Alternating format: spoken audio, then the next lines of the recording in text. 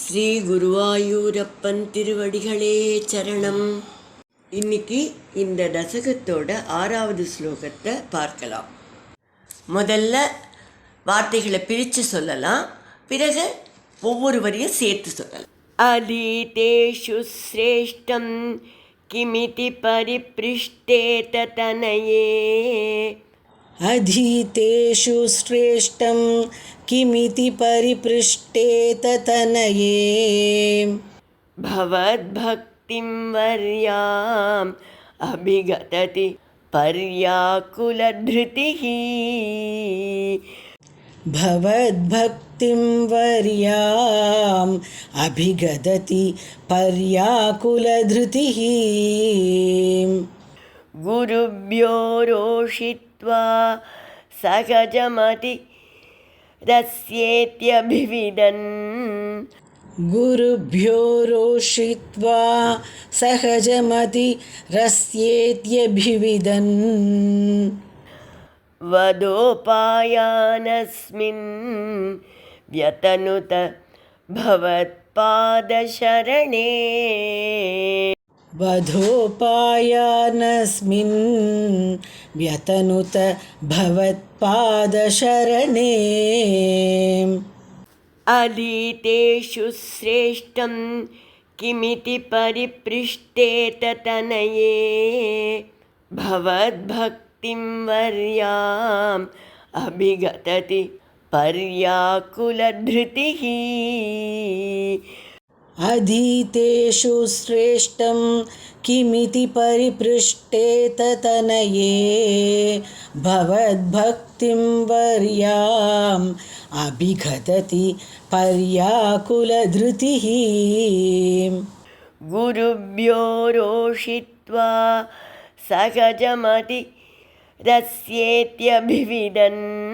वदोपायानस्मिन् व्यतनुत भवत्पादशरणे. गुरुभ्यो रोषित्वा सहजमतिरस्येत्यभिविदन्.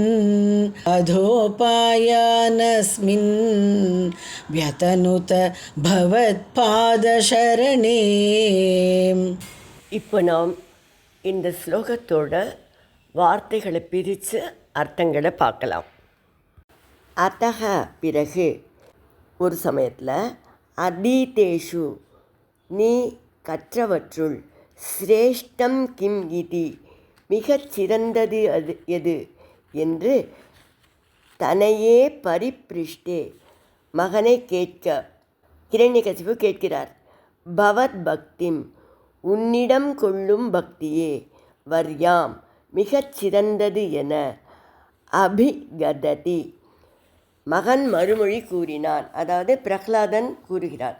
பர்யாகுலத்ருதிஹி ஹிரண்யகசிபு மனம் கலங்கியவனாக, குருப்யக ரோஷித்வா பிரஹ்லாதனோட ஆசிரியர்களை கோபித்து கொண்டு, அஸ்ய அவனுடைய, சகஜமதிஹி இயற்கை புத்தி இதுதான், இதி அபிவிதன் என்று அவர்கள் கூற அதை அறிந்து கொண்டு, பவத் பாதசரணே உன் திருவடிகளில் அடைக்கலம் புகுந்தவனான, அஸ்மின் இந்த பிரஹ்லாதனுடைய விஷயத்தில், வத உபாயான் அவனை கொல்ற வழிமுறைகளை, வியதனுத செய்ய தொடங்கினான்.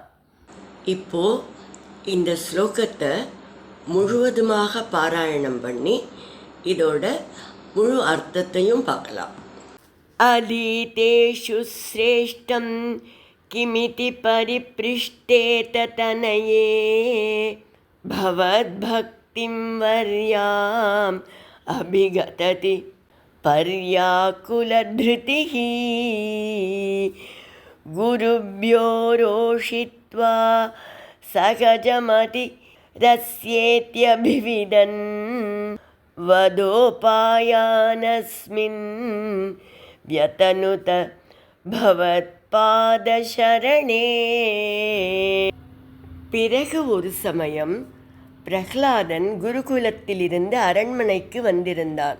ஹிரண்யகசிபு அவனிடம், நீ படித்தவற்றில் மிகச்சிறந்தது எது என்று கேட்டான். பிரகலாதன், பகவான் விஷ்ணுவாகிய உங்களிடம் கொள்ளக்கூடிய பக்தியே மிகச் சிறந்தது என்று பதில் கூறினான். அதை கேட்டு ஹிரண்யகசிபு மிகுந்த கோபம் கொண்டான்.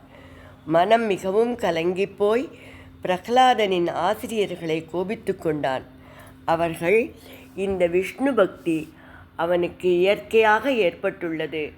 நாங்கள் மாற்றாகச் சொல்லிக் கொடுத்தவை அவன் மனதில் பதியவில்லை, அவன் ஒதுக்கிவிட்டான் என்று கூறினார்கள். ஆத்திரமடைந்த ஹிரண்யகசிபு தன் புதல்வனையே கொல்ல முடிவு செய்து பல வழிகளில் அவனை கொல்ல முயற்சி செய்தான்.